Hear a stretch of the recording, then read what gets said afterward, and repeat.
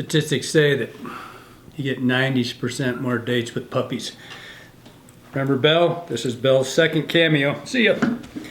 Today, we're going to talk about fluoro versus mono. And this is not a shootout. This is not going to be one over the other. I want to walk through the practical usages of monofilament versus fluorocarbon, but not one company over the other. So first and foremost, I'm going to take you through all the physical properties of monofilament and then all the physical properties of fluorocarbon. Are you kidding me? No, I'm not. I have no idea. I have a practical use on this though, and I can tell you where I think it works best for you. I'm going to go through the basics. First and foremost, fluorocarbon is 3 times as much money as monofilament. That can be a stopper for a lot of people. You know, here you got your Rio, $5.15 for the fluoro, and that's just how it is. That's just life in the fast lane. But from the practical aspect, the couple things you get out of fluorocarbon is that it's this, and I got these 2 trout hunters right here. They're both 0.008. This is 8.2 on the monofilament, 8.6 on your fluorocarbon. So this is where we start getting into the guts of this stuff. When your fluorocarbon is slightly stronger, so this is 4/10 stronger than the monofilament. The other thing about fluorocarbon is that I'm reluctant to say it sinks, but it doesn't float the way monofilament does. And I'm going to get into that in a minute about the distances and the things that we use it on. But from a practical standpoint, it is 4/10, say, and they're really getting close. They're all really close, but slightly stronger. It has a little bit of a hard coating, so it doesn't knot quite as well, but that same hard coating makes it slightly more resistant to abrasion. That to me is, that's one of those words or sayings where people talk about like, well, you know, you can let this stuff get all nicked up and it's still strong. That's BS. If this stuff, you don't worry about abrasion. That, to me, if it comes back abraded, you better change it. I don't care what you're doing. You better change it. If it's nicked, change it. But you do have 4/10 more strength. So the other thing is that about that hard coating is that makes it a little bit harder to knot. So you've got to be just be a little more careful with your knots. It doesn't sink because it's harder. It doesn't squeeze into itself the way monofilament does. The other thing about it with that sinkability, or I don't even know how to put that, but the fact that it sinks that's one of the things where I start seeing misconceptions when people walk into the shop. They'll say, I want that fluorocarbon because it sinks, you know, I want to get my fly down. This is not spin fishing. And with spin fishing, that's where I think a lot of this misconceptions come from. When you take bass fishing or whatever gear or spin fishing, hey, quiet in the galley. So when you use spin fishing or gear fishing, you're throwing this thing a long ways. And it's not that the fluorocarbon will sink the lure, is that it doesn't hinder the sinking of the lure. So you got a lip on a crankbait diving like this, and mono's hanging up here, and again, usually pretty heavy monofilament. We'll get to that when we talk about streamers. But that'll slow that lure going down. Whereas the fluorocarbon slinks slightly, or do you like the puppy effect? Hey, shut up. So any rate, high budget deal here. So any rate, the fluorocarbon sinks slightly, and so it doesn't hinder it. But I want to go to the practical aspect of that, and that when you're talking spin, you might throw 60 feet.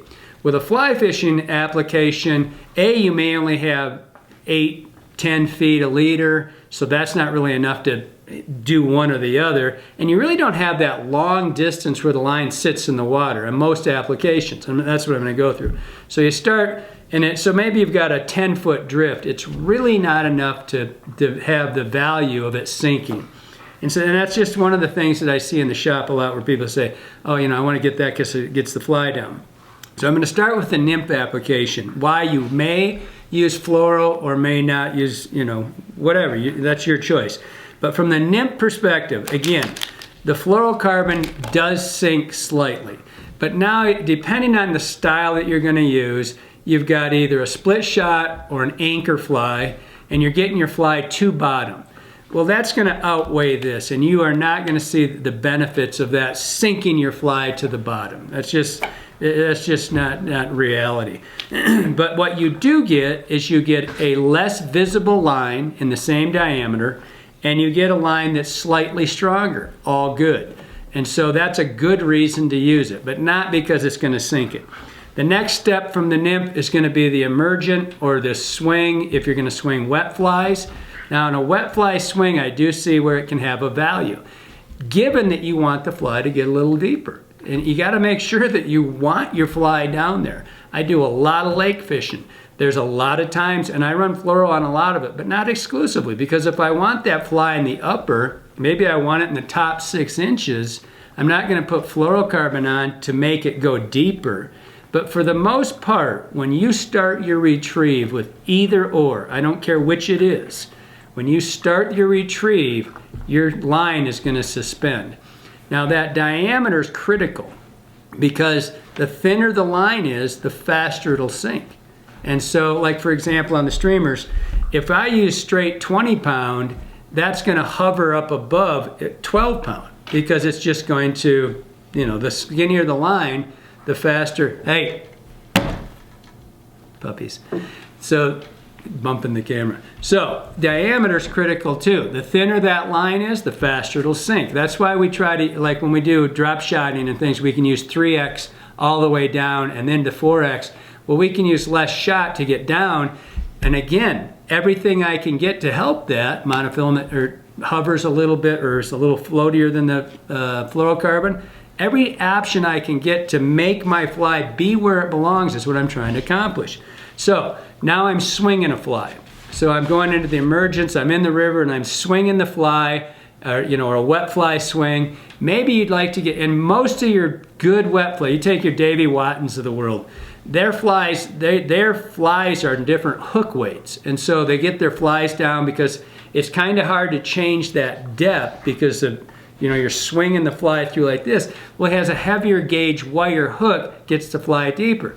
Well, now I could use fluorocarbon, I could help accentuate that drop, given that's where I want it to go. If you want it to be in the top 4, 5, 6 inches, maybe it's not for you. Maybe that's when you should start thinking about monofilament. You're going to be out on the lake and you want your flies right in the film.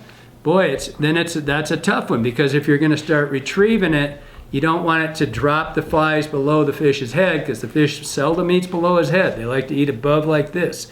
So then it's kind of a trade-off. You just got to decide for yourself. Again, you get a little bit more abrasion resistance, a little bit stronger line, less visible. Always a good thing. So now we're going to go into the stream or to the dry fly thing. Then I'll go to the streamer. And this is the one where I really think it's critical that people understand that this can actually help you. Because you'll see people say, always about the nymph, and you say, have you ever tried fluorocarbon on your dries? And they look at you like you're crazy. Most of your really techie, really good dry guys will tell you that if you run a short piece of it, that it's again, less visible to the fish underwater. And that's a critical thing when you start talking about dry flies, because I want you to look at a picture from underwater, and what you'll see is when the monofilament sits on the surface, it creates a depression in the meniscus of the film of the water. And so it makes a convex dent down here, pushing down like this, right? And so it's pushing down, and light is refracting off of that dent in the water. If you look from underwater, it looks like a little mirror stripe, and it's just light refraction off of that dent. So if you take a short piece of fluorocarbon that sinks through the water, you don't want a lot because too much is going to sink your fly. And so that's always I use about a foot. And so sometimes 16, 18 inches, but not very often. So I break through the meniscus, and now that line's underwater. There is no more mirror stripe above it. So it's a really technical advantage. The only thing you have to be careful of, really long drifts, say you're on Silver Creek or the Moe or the Henry's Fork or the La Torte, something like that, where you're getting a little bit longer drift, you've got to judge that, because if it sinks too much, it'll drop your fly underwater. And it doesn't always break through the water either. It doesn't, most of the time it does, but I usually said 12 to 16 inches, and it's a real advantage on really techy water. On water that's really riley, like here on the Madison, where you're getting a lot of hydraulic deflection and things are going like this, I don't find it to be any advantage whatsoever. It has to be smoother water for me. And then we step into the streamer world. And I see a lot of people talking about using fluoro and streamers.